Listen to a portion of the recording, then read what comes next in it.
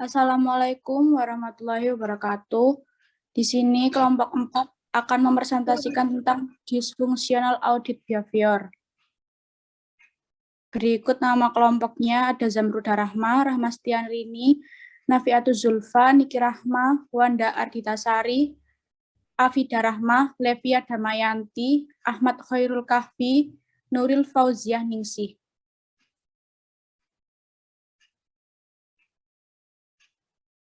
Subbabnya yaitu ada pengertian, ada bentuk, ada karakteristik, ada perilaku, dan dampak.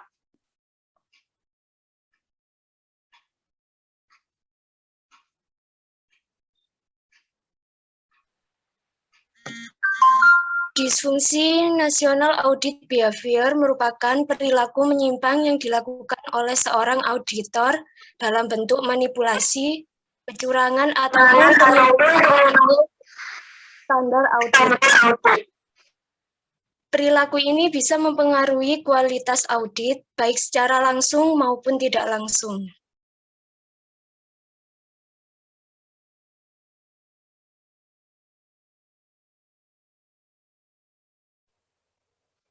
Bentuk dysfunctional audit behavior, terdapat dua bentuk dysfunctional audit behavior.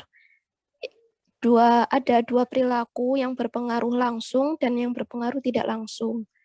Yang berpengaruh langsung ada dua, premature sign-off, yaitu penghentian prematur atas proses audit terkait dengan penghentian prosedur audit secara dini yang dilakukan oleh seorang auditor dalam melakukan penugasan.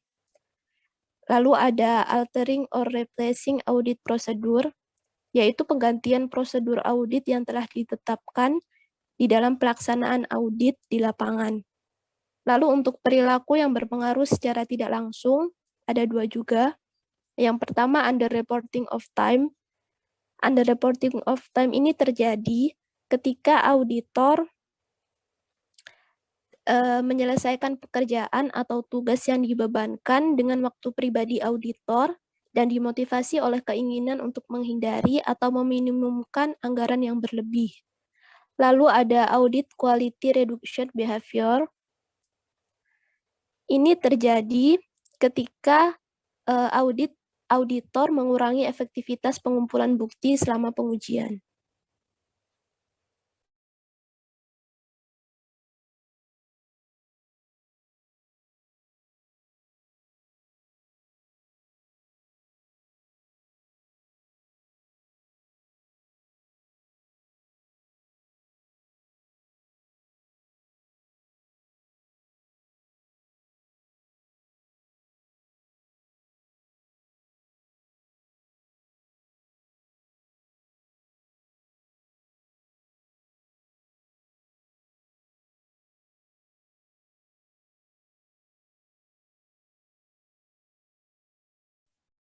Karakteristik dysfunctional audit behavior. Di sini terdapat 4 karakteristik. Yang pertama, locus of control. Kedua, turnover intention. Yang ketiga, kinerja. Yang keempat, komitmen organisasional. Next. Locus of control adalah terkait dengan cara pandang seorang auditor mengenai suatu keberhasilan biasanya disebut sebagai locus kendali. Menjelaskan perilaku tentang pengendalian pribadi seseorang manusia dalam menghasilkan sesuatu yang diinginkannya. Locus of control ini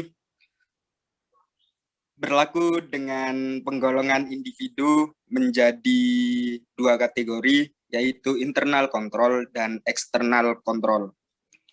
Yang internal control adalah individu yang percaya bahwa mereka memiliki kendali atas peristiwa yang terjadi pada dirinya sendiri. Yang kedua, external control merupakan individu-individu yang percaya bahwa sesuatu peristiwa dikendalikan oleh kekuatan-kekuatan dari luar seperti nasib, kemujuran, dan peluang.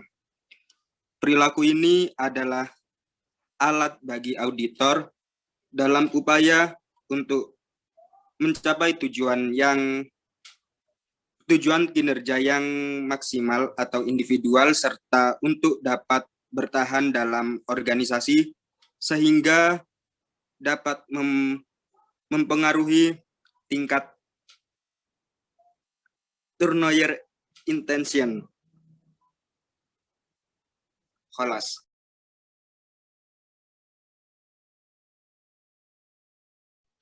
Lalu ada turnover intention. Ini tuh terkait dengan keinginan karyawan untuk berpindah kerja. Jadi hal ini berarti bahwa seorang auditor yang memiliki keinginan untuk meninggalkan perusahaan lebih dapat terlibat dalam perilaku disfungsional yang disebabkan oleh penurunan tingkat ketakutan akan dijatuhkannya sebuah sanksi apabila perilaku disfungsional tersebut terdeteksi. Next.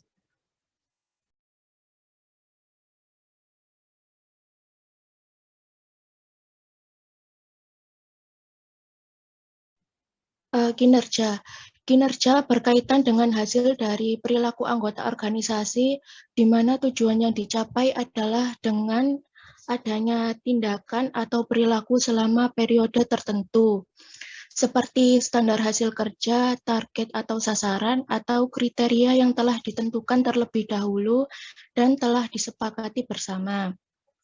Dalam literatur disebutkan bahwa dysfunctional audit behavior terjadi dalam situasi di mana individu memandang diri mereka kurang mampu mencapai hasil atau outcome yang diharapkan dari usaha sendiri. Gable dan D'Angelo 1994. Hal ini berarti bahwa seorang auditor dengan tingkat kinerja yang rendah lebih dapat terlibat dalam perilaku disfungsional karena penyimpangan perilaku di sini dilihat sebagai kebutuhan dalam situasi di mana tujuan organisasi atau individual tidak dapat dicapai melalui langkah-langkah atau cara-cara umum yang sering dilakukan.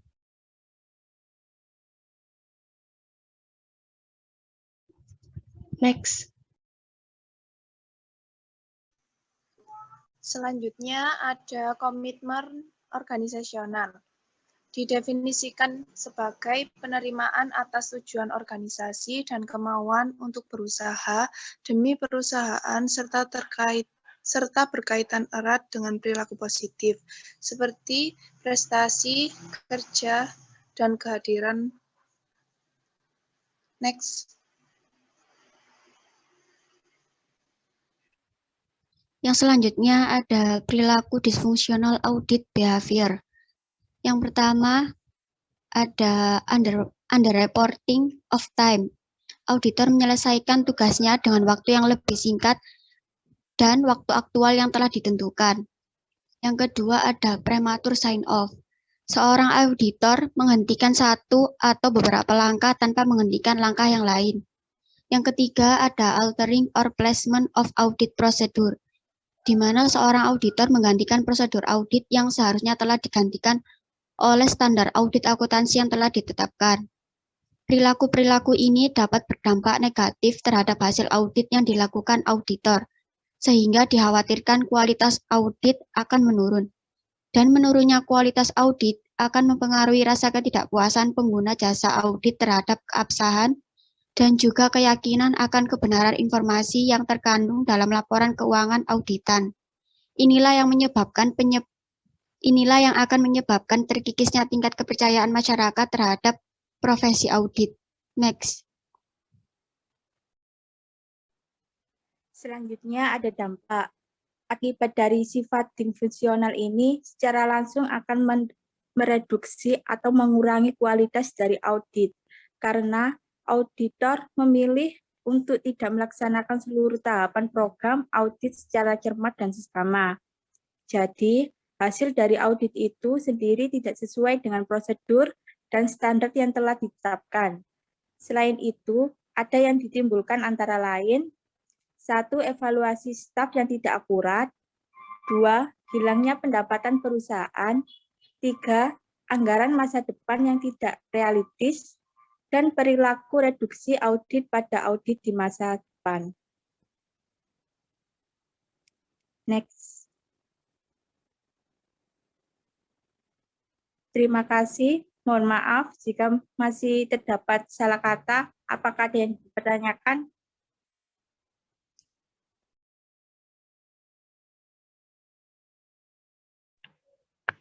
Saya mau bertanya, apa yang menyebabkan seorang auditor melakukan premature sign-off? Terima kasih.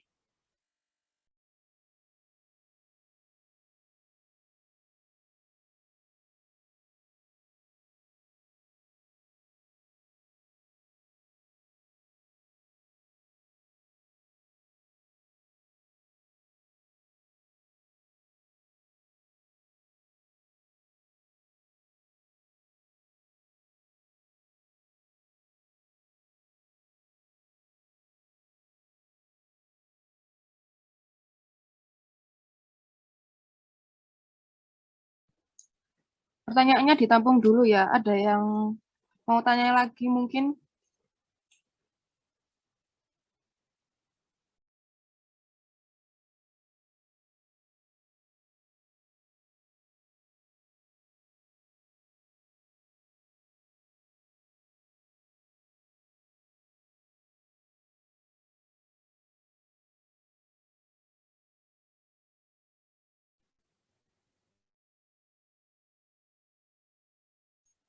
Mbak, saya mau tanya,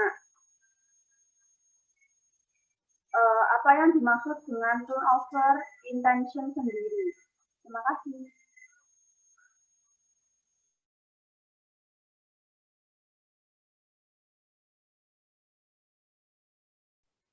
Saya mau tanya, bagaimana cara mengatasi disfungsional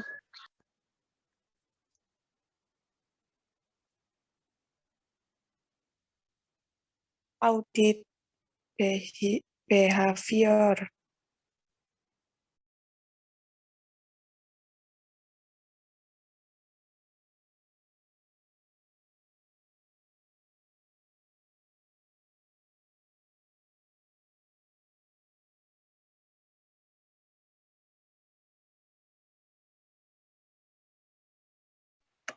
Untuk sesi yang pertama ini kita menampung 3 pertanyaan terlebih dahulu ya teman-teman.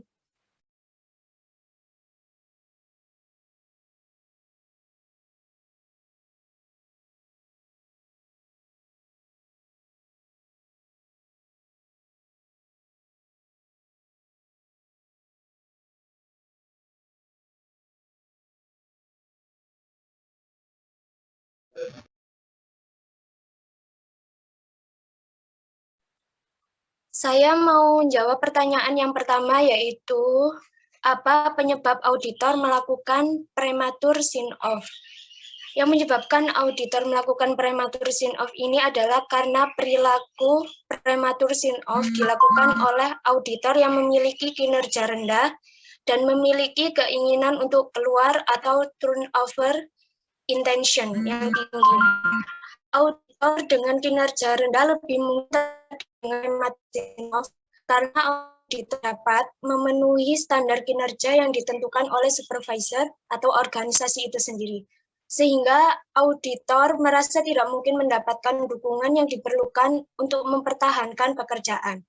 Sedangkan auditor yang memiliki keinginan untuk keluar dari organisasi memiliki tujuan utama yaitu untuk mencari pekerjaan lain. Sehingga auditor tidak merasa takut menerima sanksi atas tindakan yang akan mereka lakukan. Terima kasih. Apa bisa diterima pertanyaan dari Mbak Nikmah? Bisa, terima kasih. Terima kasih kembali. Saya akan menjawab pertanyaan yang kedua tadi. Yang dimaksud turnover intention sendiri itu apa? Jadi turnover intention itu merupakan keinginan untuk keluar dari organisasi sebagai keinginan individu dengan penuh kesadaran untuk meninggalkan organisasi tempat mereka bekerja, baik secara sukarela maupun tidak sukarela seperti pensiun atau maksudnya ini sukarela itu seperti pensiun dan tidak sukarela itu seperti pemecatan. Terima kasih.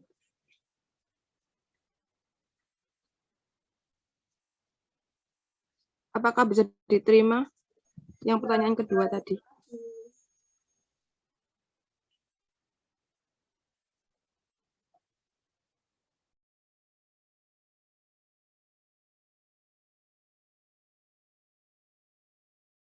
Mbak Rani bisa diterima ya pertanyaan yang kedua? Ya, bisa. Soalnya aku nggak dengar dah, Rek. Enggak, Ran. Oh, alah, ya wes, ya wes. Ya, bisa. Terima kasih.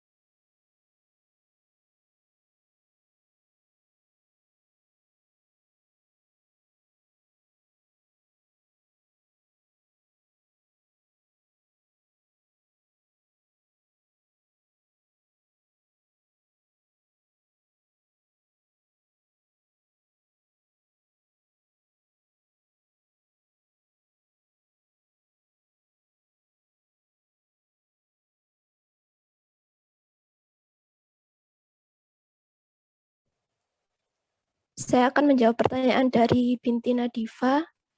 Bagaimana cara untuk mengatasi permasalahan dysfunctional audit behavior? Kalau untuk cara mengatasinya ada beberapa upaya yang dapat dilakukan baik oleh kantor akuntan publik yang menaungi auditor itu maupun dari auditornya itu sendiri. Kalau untuk dari auditornya sendiri, dia bisa dengan mencegah perilaku disfungsional itu adalah dengan mematuhi standar yang telah ditetapkan oleh IAI, yaitu standar profesi dan standar audit, dan juga menaati peraturan atau regulasi yang telah diatur oleh Menteri Keuangan. Juga untuk auditor, seharusnya mereka dapat menjaga komitmen profesional auditor. Lalu kalau untuk kantor akuntan publiknya sendiri, mungkin mereka bisa memberikan upah jika auditornya lembur atau memberikan keringanan jika memang auditornya itu ada kendala atau yang sebagainya. Kurang lebih begitu. Bagaimana Mbak Binti? Bisa diterima? Ya, bisa diterima.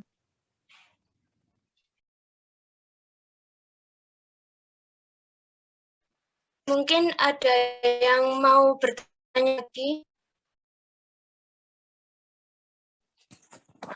Saya mau bertanya.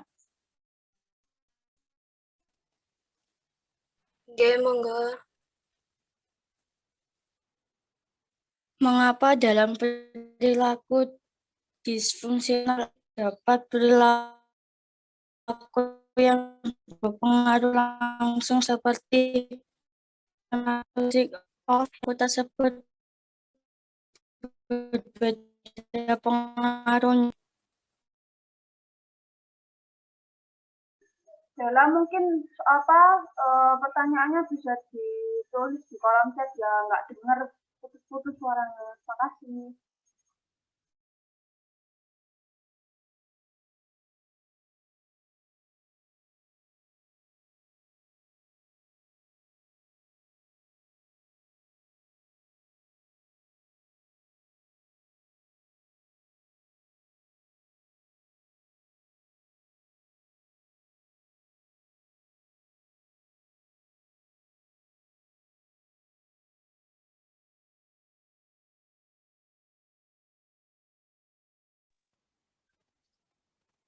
Saya mau bertanya.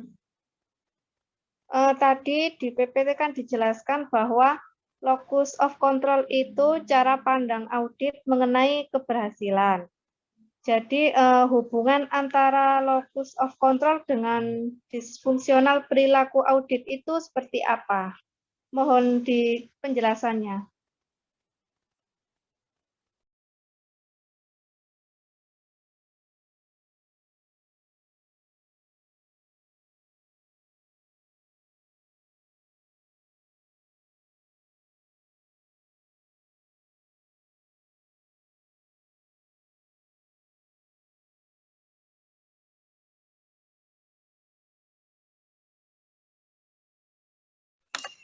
Terima kasih untuk pertanyaan dari Mbak Nanda. Mungkin teman-teman penyaji mau ada yang jawab pertanyaan dari Mbak Nanda.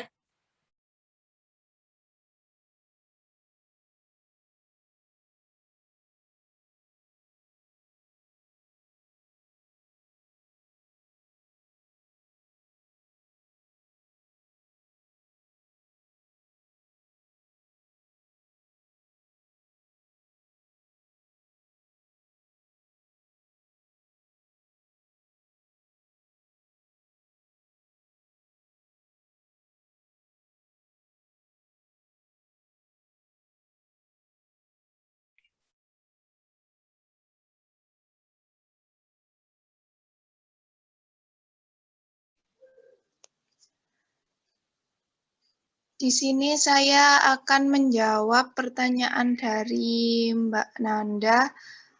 Tadi pertanyaannya di dalam PPT itu kan dijelaskan kalau locus of control itu cara pandang mengenai suatu keberhasilan.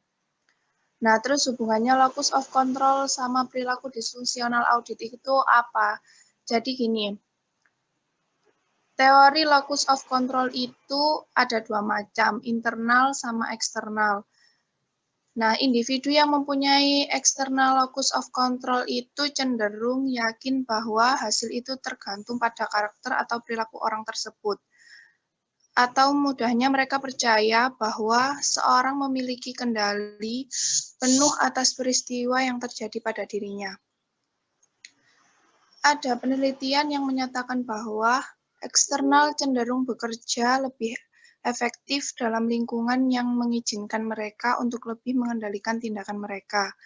Sedangkan individu yang eksternal locus of control lebih cenderung percaya bahwa outcome merupakan akibat dari kekuatan luar daripada tindakan mereka sendiri. Mudahnya, mereka menganggap sikap atau perilaku seseorang sangat tergantung pada kondisi luar dirinya. Hubungannya itu apa sih? Auditor yang memiliki kecenderungan locus of control eksternal memiliki kinerja yang rendah, dan auditor yang memiliki kinerja rendah akan lebih berpotensi untuk melakukan perilaku.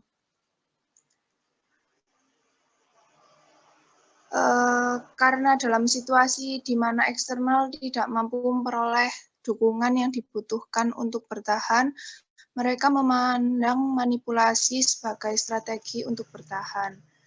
Sedangkan seseorang yang percaya bahwa mereka memiliki kontrol internal yang tinggi atas hasil kinerja dan nasib mereka, maka akan memiliki kepuasan yang lebih tinggi dengan pekerjaan mereka dan terlihat lebih mampu menahan stres daripada eksternal.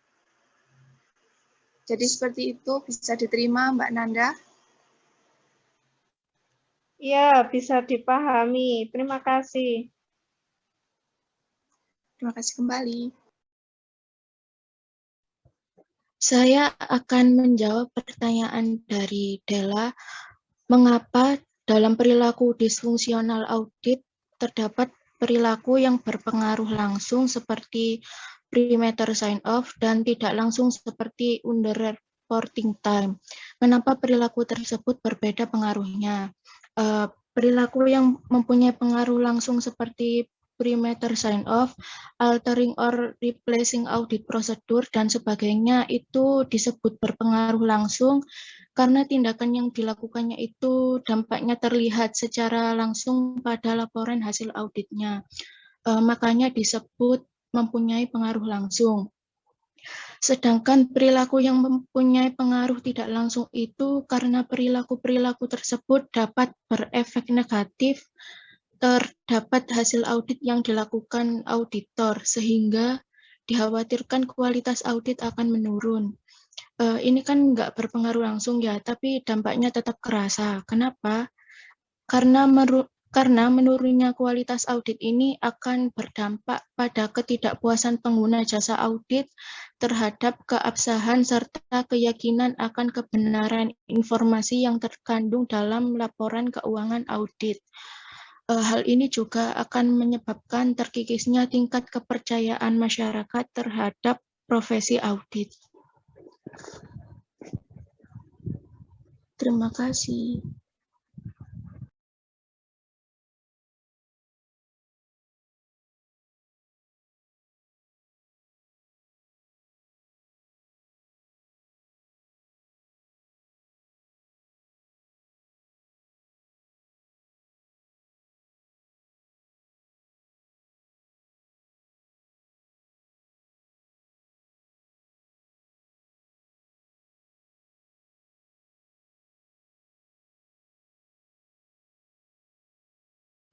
Ran minta tolong mungkin jurnalnya bisa ditampilkan. Terima kasih.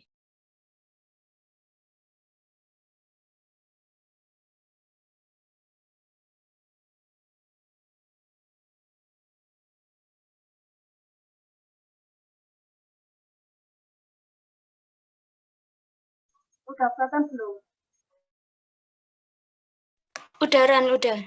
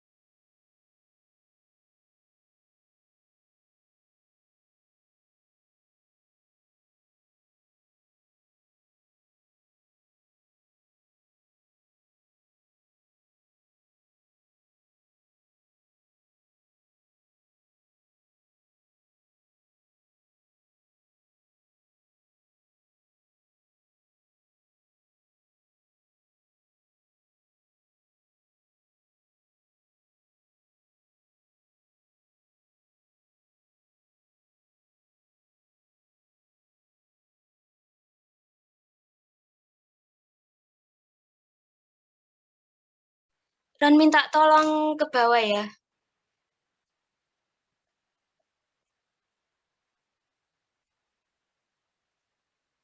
Lagi. Udah, Ran, udah.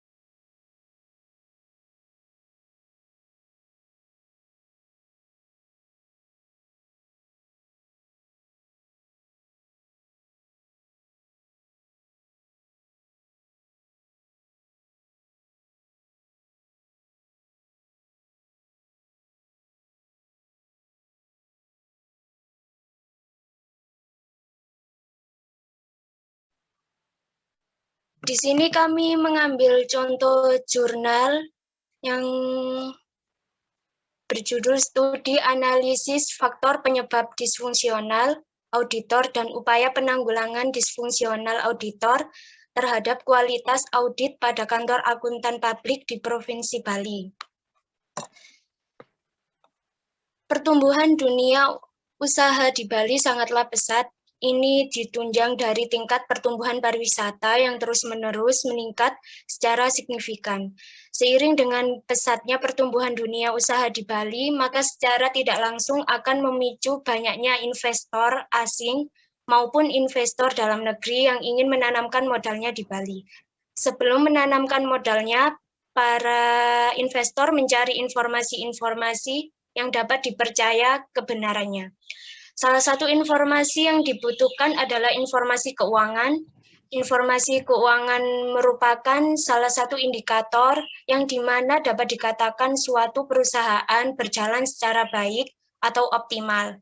Untuk mengetahui informasi tersebut dapat dikatakan berkualitas, maka diperlukannya audit.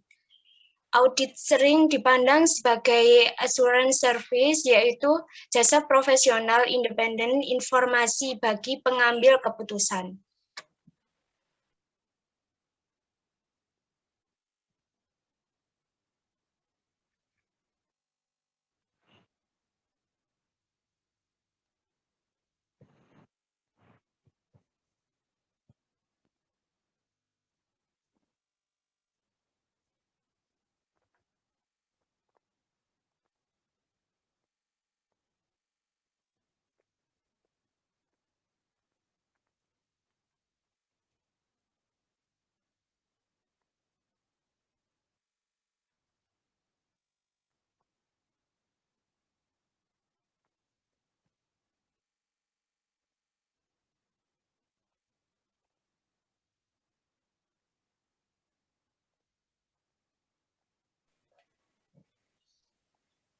Boleh di-scroll ke bawah, Ran.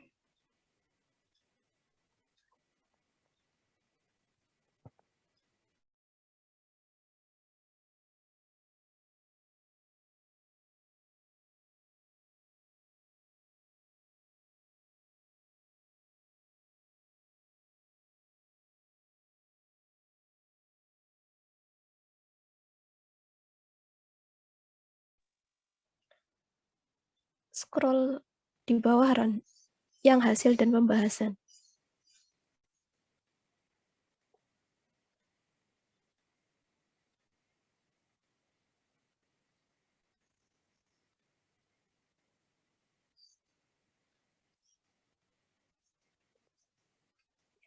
Ya, udah itu.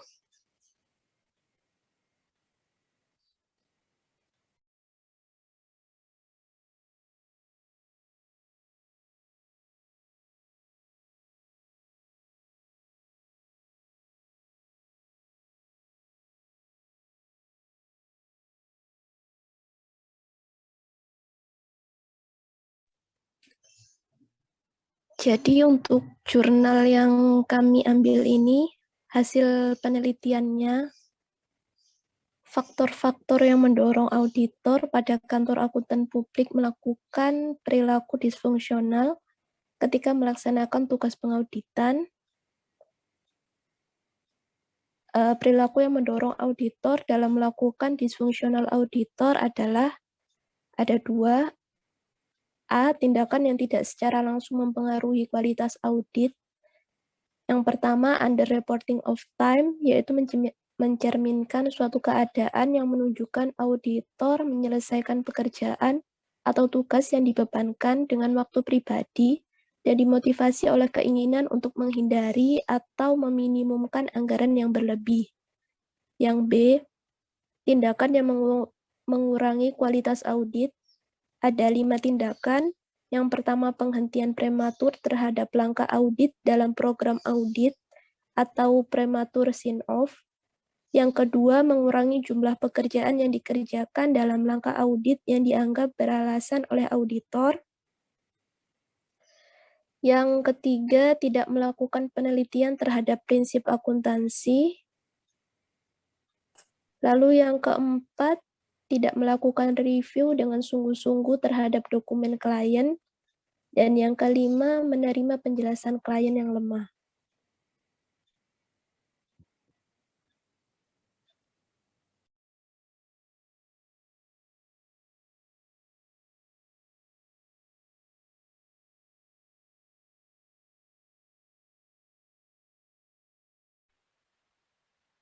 Mungkin sudah cukup teman-teman. Ada yang mau bertanya lagi?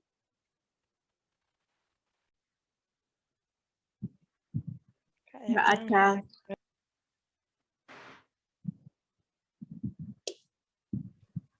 Terima kasih. Sekian presentasi dari kelompok kami. Mohon maaf jika masih terdapat salah kata.